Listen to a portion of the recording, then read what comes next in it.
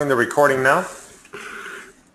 Welcome everyone. This is the Latona's open house presentation of the Wolf Web. We are joined by Michael, the listing broker of the property, as well as Max Wolf, the seller. Max, thank you for joining us. My pleasure, Rick. So before we kind of get into this, I'd like to go over a little bit of housekeeping with everybody. For those of you who have attended other open houses, you've obviously noticed that we switched platforms. We're using GoToWebinar now. It's a much more robust, it's the industry-leading solution. So hopefully after you've attended a few of these, you'll know how to use all the commands if you haven't used the software before. But if you have a question, you can just type the question to me in a message. I'll see it and either ask the question at the appropriate time when we're going through the presentation and we get to the section that the question is pertinent to, or I'll ask it at the end if there was no section that was pertinent to, or if it's covered in the content. I may not ask it at all. I may just acknowledge it. So everyone is on mute. If someone has something they really want to say, they can raise their hand and let me know, and I can unmute them. But other than that, probably text questions is the best way to go. And that's about it. So with that, let's get into this. Max, I think probably the best way to start these is if you kind of just give us a 30,000-foot overview, the history of the Wolf Web, why you started it, when you started it, what the site's all about. Sure, absolutely. So thank you for holding the open house today. I think it's a great opportunity for us to showcase the site and share it with others. So the Wolf Web was founded about 12 years ago in the year 2000. It was founded by an NC State alum, and has really been a focal point of the community, and really the largest community at North Carolina State, the Wolfpack, with as many as with over 30,000 users that have over the years, both students and alumni, been a part of this robust, active community. The site has a set of features that are really built around community tools for students to actively engage, whether it's to learn about news on the site, to have a calendar of events, to communicate in and among themselves about what's going on all variety of topics, from school-related to non-school-related activities, as well as a set of really more academic focused sections, from a book exchange where students can find the best deal on books, to a school tool that allows them to essentially look at the classes for the upcoming semester and have an opportunity to see what courses are available. So I'm gonna be asking about that. I'm gonna be asking about that book exchange and the school tool in a minute. Sure. I've got actually slides on that because I want to make sure the users really understand it. No problem. So just the history is basically that the community was started from within the community, and it has continued to be supported by members of the community. There's a staff of moderators who monitor the forums, who are mostly alums at this point, who've been using the site since they were students and then beyond. So it's a very, very active and a very strong community. And I think that's really, I think, one of the kind of the most intriguing pieces of it, which is its longevity and the fact that it's been able to sustain itself for so many years. It's definitely ingrained into the community, and it's really a part of the experience. If you talk to a lot of current students and past students who have been to the site and gone to the school, they're very familiar with it. Okay, well let's start with the community issue. Our buyers love community websites. They love the idea of user-generated content. So let's jump right into this forum. I see that they appear to be pretty active. A couple of things that stand out to me. who are those moderators that are there on the right side of that image? So the moderators are alumni who've expressed an interest either by their activity or by their desire to support the community. The majority of them have have been there since almost the beginning or in the first few years of the site, and they are the ones who, by virtue of the fact that they want to make sure the community stays active and has the right candor and the right tone, they for free continue to actively engage in the forums, keep an eye on them, monitor them, and moderate them, and have for many years. That group fluctuates between 10 and 15 people, depending on some people drop out and have other things, and other people will pick up the slack. But there's several people who've really been doing it for many, many years now. Okay. This is just a shot of the message threads that are in the lounge, one of the forums. I thought I would show this to the visitors, because it kind of shows how active it is and how frequent the posts. Yeah, I mean some of the forums get postings literally every couple minutes, and it's an active forum, and that also I will say that is where the majority of the traffic and kind of ongoing activity it is on the message boards. Right. So this is a screenshot you sent me that shows the post. It looks like a majority of it is chit chat. What is that? Chit chat is basically people talking about anything and everything. So it really is kind of almost like the catch-all miscellaneous chat. Versus you can see some of the others. The garage is more technical, as well as tech talk. Some are more school focused. Some are more sports focused. And really, I think that's kind of been a fixture. Each of those categories really now for as long as I can remember. But chit chat is kind of the catch-all miscellaneous forum where people will talk about anything and everything. Okay. Now, these are things I don't see on most message boards. Now we're getting into some of the sections I really want to make sure I understand. The school tool, what exactly is that? So the school tool is really a scheduling feature. As you can see, this list here is all of the departments, and actually this is something that we very recently updated and edited to really make sure that the community could continue and really be valuable for current students as well as the robust alumni community. So the school tool basically allows students to go and look at what courses are available, to select those courses and put them into essentially a calendaring feature so that and a scheduling feature so that they know what classes they're taking when they meet, all sorted by department and also integrated with the books that are, and that's also a recent addition, is integrated with the books that are available for students. Okay. Is it active? Are people using it? It is pretty active. I mean, I think it used to be active probably back in I want to say in the early 2000s. It got out of date because it hadn't been updated with current content for a few years, and then recently we've been working with one of the moderators to actively update both the functionality of the school tool as well as make sure it had all the current, most recent content. So that is a project that we've taken because as you know, with any site that's been lasting for over 10 to 12 years, and especially a community site, it certainly, you can see the technology itself is a relatively old technology, and we've recently upgraded it and updated it to make sure that it will continue for years to come, and we'll continue to support the community with the speed and functionality that a platform needs to continue.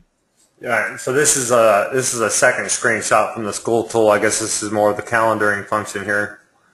Yeah, and we also have reviews and ratings, and I think a lot of the academic sections really are. There's a study hall forum where people can talk and exchange notes. There's the school tool and scheduling, and then there's the book exchange.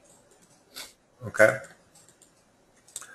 So this is another screenshot. This is the ratings you were talking about. Yeah, so the review exactly. So this is the reviews and ratings, and then here's the example of of what the books section looks like.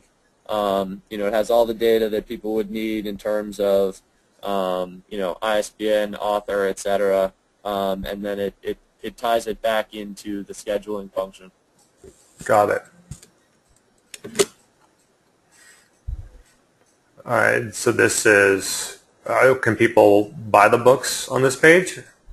Yep. So people can buy books both internally as well as externally. So they can buy them from other students on campus, and you know it gets decent amount of activity, and you know we try to keep most of the book exchange, the textbook exchange done here, but you know people use the forum for it, as well as there's some activity in terms of you know tickets and other things that people use community message boards for. But yes, they can actively buy the books, and that's tied into Campus Books, which is an outside vendor for books that aren't available locally. Yeah, I'm familiar with the Campus Books. So you're using their affiliate program. Yes. Okay. All right. So this would be what? This is something to do with the photo gallery. Yeah, tell us about this. Sure. Yeah, so we also have shared community storage where people can post photos. I would say it's less active these days, but you can see that there's a set of people that use it, and you can see people are you know, there's still daily postings in this section where people will, it's basically, you know, file sharing specifically for photos. And that's, you know, people have it associated with their own accounts, and that's really what it's for. Okay. Now, on one of these, I was going to the site and I saw this about paid accounts, right? Just below the middle of the screen here, it says current activation charge $5. Tell us about this. So we have anyone can sign up that has and it's really basically it's an NC State email address is what we go for, but you can sign up and pay. If you have a non-NC State email address, you can pay $5. And so the value really of you know it's a small revenue stream, but it allows us to at least have some control over the users of the site and really keep it to the NC State community. Who would pay the $5? Someone trying to do link building, or I don't know. Well, no. Usually, it's. I mean, it's generally it would be like an alumni that doesn't use an NC State address. I mean, we're pretty careful with that, making sure that it's people that are, you know, that are our community members. So yeah, no. So we don't have people who are buying accounts and spamming. Okay, so it's just a one-time fee to process their application if they don't have that email address. Correct. And I should also say we also have a premium account, and the premium accounts allow people to have the site without ads. Okay, yeah. So this is, I believe, this is the next slide, the premium accounts I was going to ask you about. And that's what it is. There's no advertisements if they're a premium member? No advertisements, and then there's a set of other small features that they get in terms of how they can customize access to it. And you know, I think we have a small cadre of people who are premium users, and we've offered you know, longer term memberships to certain sets of people in different capacities. But you know, really, I think for us it's a way to leverage the value of the community, and the people who are going to use it all the time and really want to get involved. They can support. I mean, really, it's been a way for them to feel like they're supporting the community. Sure. And how many members do you have? That is a good question. I want to say off the top of my head, it's between 400 and 500 at this point. Okay. And I'm sorry, you might have already said it. How much are they paying to be a premium member? So it's so it's varied, but we generally it's $25, and then we have offered deals for longer term memberships for some people. Oh, $25 per month? For a year, sorry. Per year. Annually. Okay. Yeah. Okay. So is this all this custom built, right? You're not using vBulletin or anything like that? So yeah, so it is. I believe it is is custom built, and actually what you're seeing here is there's an internal, essentially an internal kind of ad server that we use to manage local ads or ads that we're running on the site, and then it's also tied into national ad networks to fill the remaining inventory. And I see that the URL extension is .aspx. This is all done in .net? I think it's done in ASP. PHP. PHP. Or ASP. ASP. Yeah, ASP. Okay, Sorry. got it. So I guess we're gonna let's jump into the revenue and the expenses. I know everybody's eager to hear about it. I guess the first most obvious question to ask, because most of these months are just $249. Tell everybody what that $249 is. Sure. The $249 is the hosting package that we use, and then the small other expenses are some marketing and advertising at the beginning of the semester, which is basically there's a tunnel on campus that we paint. A group of community members get together and paint the tunnel with the Wolf Web logo just to let new students know about it, and then some very, very modest Facebook and Google advertising. Okay, was that $249 hosting? Sometimes I see this with older sites that have been around a long time that, I mean, I realize that yours is Windows-based, so that alone is going to drive the price up in hosting, but sometimes I see it to where people are paying in 2012, 2002 hosting rates just because they've been doing it for so long. Have you tried to lower your hosting expense, or is it on a daily basis? A couple of years ago we switched to a different. I mean, we certainly have more capacity than we need, but we switched over. We were paying. I want to say it was like we used to be paying a lot more. I want to say it was $1,000 before because we had it grouped in with a bunch of sites, and then we switched packages twice from $319. Now I think we're down to $249. So I mean, I think we have more capacity than we can just to know that it's safe. So maybe you could cut costs a little bit to bring it down. Okay. In the revenue, kind of break us down where these numbers are coming from. Sure. So it's so basically the revenues. I think the best way to describe it is we really haven't done much to monetize the site. This is ad network revenue is probably 3/4 of it. Actually, no, probably not quite. A little bit less than 3/4, and then the rest of the revenue is from either the premium subscriptions, the $5 user accounts, and August of last year we had a pretty big push to have people sign up for multi-year memberships, which is why that's what was driving that 1 month that was higher. But for all intents and purposes, just assume that we really haven't done anything to monetize the traffic coming to the site. Okay. We'll talk more about that at the end of the presentation. I want to kind of show everybody the good news. I mean, when I look at this graph, all I see is stability. I mean, this is your analytics go way back, but for simplicity for the audience, I thought I would show the last 12 months, and that's what his traffic looks like over the last 12 months.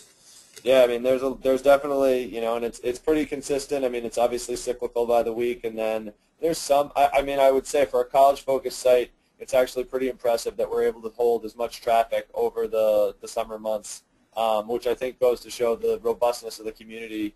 I mean, it's pretty constant.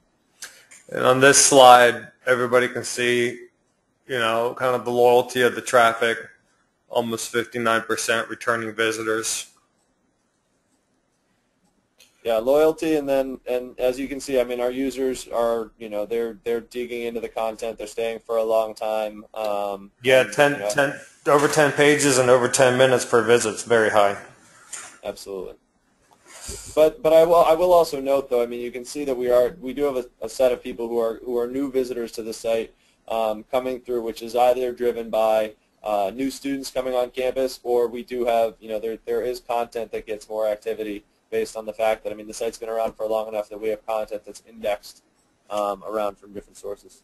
Well, sure, and yeah, and I think this next slide actually addresses that. We've got 49% are going direct, so they obviously are just trying to get to the wolf web, but you are getting 44% of your traffic from search.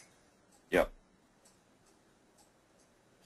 And it's also worth noting that those search terms are pretty long tail. It doesn't look like any one term dominates the traffic. Correct. So this slide right here, this is data that I took off of Majestic SEO, which can be a very useful site. One of the more useful metrics is the link profile that Majestic SEO does. It's a little proprietary system they do on the citation flow and trust flow. It's scored out of a 100. I mean, if you were going to be in the 90s, you would need to be CNN.com, So, but for 30 in the 30s is actually a really good number, and it just shows how it's an aged and trusted website. Is essentially what it's saying. And to kind of further bring that home, if I go over this image was taken from Open Site Explorer, OpenSiteExplorer.org to be specific. It's owned by SEO Moz, the guys behind that, and I thought that this was an interesting slide to show because doesn't appear to be any funny black hat SEO going on here. I mean, the most common anchor terms that are linking to the wolf web are terms like the wolf web, which is very natural. No one's trying to say cheap college textbooks or anything like that over and over and over again. So yeah, I just wanted to throw those slides in there. Now I've got some slides with questions that I came up with, and for those of you watching, if you want to start sending me questions, I'd greatly appreciate it. So Max, tell us about a day-to-day operation of the site. How do you run it, and how much time is involved? So again, I think as with the advertising, I mean the site in some ways really runs itself. It's stable. It does not go down. We have the team of moderators that keeps an eye on the forums. They basically do it on their own with no outside support. There is a moderators forum where they can specifically have conversations, and we're overseeing those conversations and know what's going on. But that aspect of it though takes no hours, zero time. And then in terms of the actual otherwise upkeep of the site, I mean, as I said, I think it pretty much runs itself. So were there places where would we put time into it in terms of marketing and advertising and things like that? Yes, but right now, from a technical standpoint, it really runs itself. Okay. So, what do you think is I mean, I'm sure you've had the site for a long time. Surely there's some ideas that you've come up with that would be good to get to, but you haven't gotten to, or you didn't have the time or the resources to do. What would you recommend to a new owner? So, I mean, I think there's a couple of things. We've set the site up from a technical standpoint to be well positioned to upgrade, both be stable, but also to be upgraded so that it can grow, and so that I unfortunately am a business guy more than a technical guy, so I can't get into the details of it, but we definitely have done the technical work to make sure that everything is stable and is functional. So there's definitely technical aspects of it that could probably be taken to the next level. But really, I think the two areas from a growth standpoint that I would look to grow it are, getting more ingrained in the current student population. We've seen that number grow, and we do modest marketing, but there's definitely additional marketing that could be done to get more students on campus to actively contribute and participate on a regular basis. The second place I think is the revenue opportunity. I mean, the traffic is very strong. either from a local standpoint, having local ad reps, or really as part of having, having kind of someone go out and find bigger national advertisers. I mean, I guess I'd say the reason why we haven't done any of that, it was part of a set of acquisitions, of which this site was one. And during that acquisition, which was a few years ago now, we really haven't, we haven't done that much since it's been acquired. There were another set of sites that we were really focused more directly on. This wasn't one of them. This was stable, running itself, doing its own thing. Okay. So yeah, so the marketing and advertising is definitely where I would look to grow it. And as I said, from a revenue standpoint, think of it as almost nothing has been done, enough to cover its cost. It has modest earnings, but I think there's huge potential to what this could happen. Okay, I'm gonna backtrack to this slide real quick. I had someone ask a couple questions that I thought were relevant here. Sure.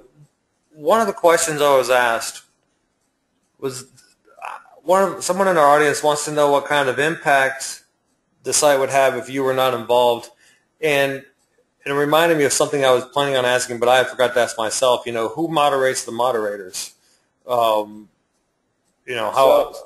So there's a head honcho moderator. He's been involved probably for the last 8 or 9 years. He's kind of the one, not to say he's the kingpin, but he's kind of taken that leadership role. So that's kind of been the person who's at least weighed in and driven the conversations, more so than myself. So to answer the second question, if I was gone, yeah. So there's no paid employees whatsoever. Correct. All right, and this head moderator, you think, would have no problem helping the new owner?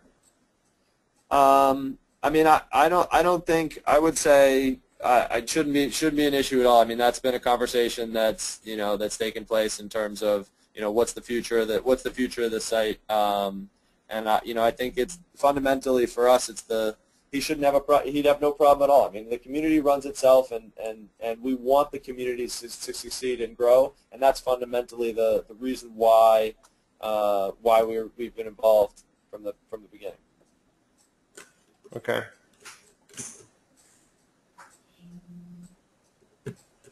So why are you selling the site? So, I think there's an opportunity, and there always has been an opportunity to take this community to the next level, give it the attention and love that it deserves, to really grow it, to ingrain it more in the community, whether it's someone who's local, who's an alum, or someone who has the resources to build it out and really make it a more valuable resource for the North Carolina State community. I mean, that's what I think it needs. And that's really, at this point, it deserves that attention, and so that's really where we're looking to put it in the hands of someone who appreciates it, values it, and can take it to that next level. Okay, I'm going to jump into some financial analysis real quick, and then after this is over, we'll go through any final questions that come in. For those of you who have attended a few of these presentations, you're going to notice that this looks a lot different than the way we used to do it. And the reason is because we now have a net present value calculator on Latona's. I put here a little image on the top right of the slide. You can see the address to find it. It's latonas.com/tools/MPV.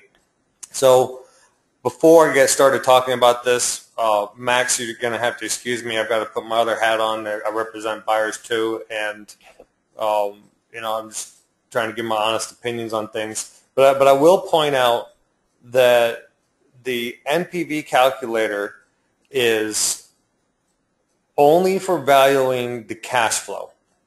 It does not add value for goodwill, or inventory, or software, or any of a host of things that can be involved with a website transfer. So this is the evaluation of the cash flow. And the way the calculator works is you put in the purchase price. In this case, we have put in the asking price. You put in the discount rate, which is the cost of your capital.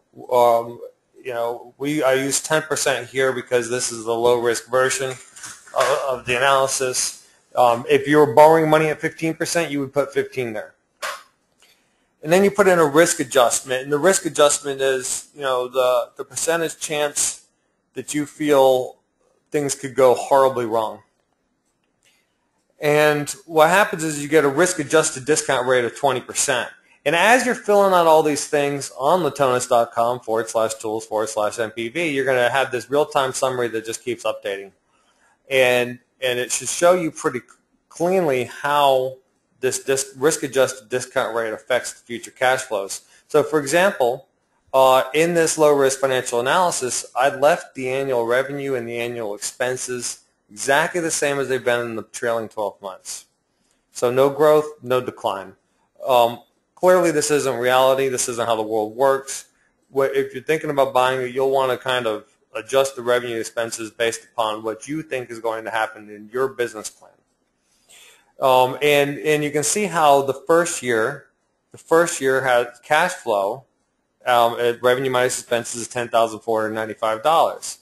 But it's discounted to $8,745 because of that 20% risk-adjusted discount rate.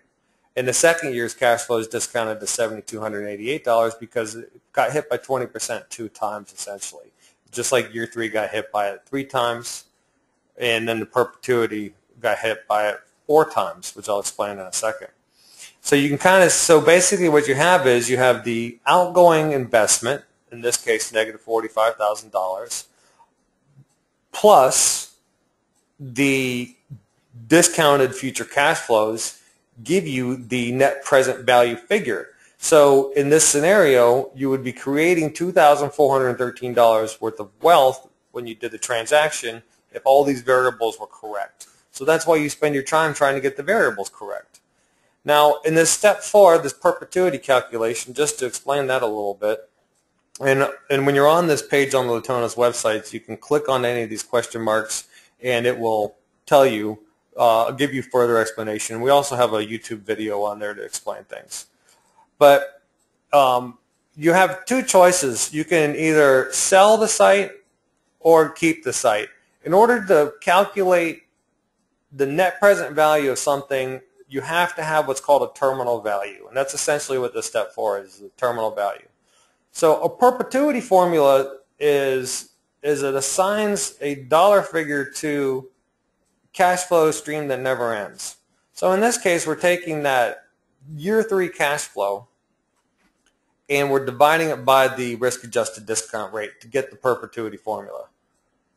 And that's how the math works. It's nothing we created. It's how it's been done since the beginning of time. So to give you to show you a comparison, you're not going to really see much difference between the perpetuity formula or if you say you're going to sell it for a reasonable profit. You're going to end up with about the same NPV.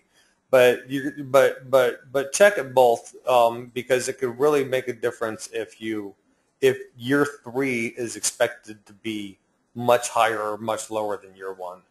To kind of drive the point home a little bit here, on the high-risk version that I did on the second page, I said, okay, what if we said this? What if we said we think that this site has a 25% risk adjustment? So now we're looking at a risk-adjusted discount rate of 35% because, again, it's the 10% cost of capital plus the 25% risk adjustment. And then I went and I said, okay, well, what if we're going to try to pump this thing up and grow the revenue, but we're just by getting better at selling ads. Like I said, this you don't have to necessarily agree with my assumptions here. I'm just trying to explain how to go about figuring out to you what the site is worth. So you say, okay, I'm going to do $18,000 in year 2 and $25,000 in year 5. And then I'm going to sell it for just under twice what I paid for it. But you can see that doesn't really affect the net present value much because that $80,000 essentially in year 4 is being discounted by 35% 4 times. So here you end up with the net present value of $4,000. So, what do I think about all this? My opinion is that the wolf web has goodwill value, which needs to be added on top of the net present value of future cash flows. I think it's an old site that has proven that it's not going anywhere, and it's something that people could build upon. The traffic is clearly very stable, so it's low risk. So this is not, in my opinion, for the guy who wants to, make 100% a year and is very risk tolerant. I think this is for the buyer who is a little bit risk averse, the return's not going to be as high, but it's going to be stable. And if you're savvy and you can improve the website, then you can still have a high return and on a low risk site. So that really is the best way I can summarize my opinion. And with that, we'll open up to any additional questions and answers. I see I've got a couple of them here. Max, you still with me? Yes. I've got a question here. Someone's asking if you, about social media presence. Does not really have any social media presence. We did a little bit of Facebook advertising, but nothing dramatic, and it doesn't have a Facebook. It may have a very modest Facebook page, but we haven't really done anything with that. Nothing with Twitter. Okay.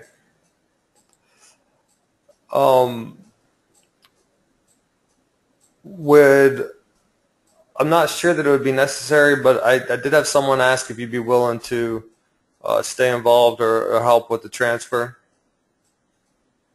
I think the reality is we're looking to move on. I mean, as I said, we'd acquired a set of sites, all MSU, the Daily Jolt were two of them, which we've since sold and moved on from.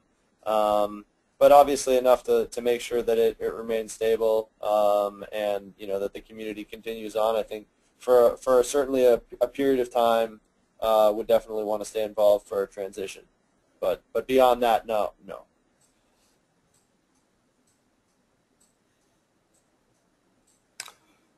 I've got another guy asking why the revenue was higher in August, 3 times higher in August 2011.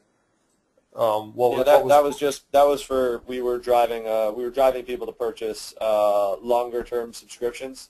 So there was a set of people that purchased a multi-year subscription to the site. So that was why I want to say that was like 2/3 of the revenue. When you say you were driving, does that mean that you were like proactively contacting them, or that you had a different landing page with a different price point on it? No, we had so basically the premium account subscription had just been a feature of the site, and a set of people had been members for the site. We offered a multi-year discount on membership and actively advertised it and promoted it on the homepage of the site, and so that's what drove the revenue up. A lot of people, bought. I think it was a 3-year membership to the Wolf Web. So that's what. So it was a lot of money in cash that we got right away in August of 2011. Okay. So, Max, your business partner sent me a private message that I think maybe I should just read out loud. Is probably Sure. The best way to make sure it's communicated.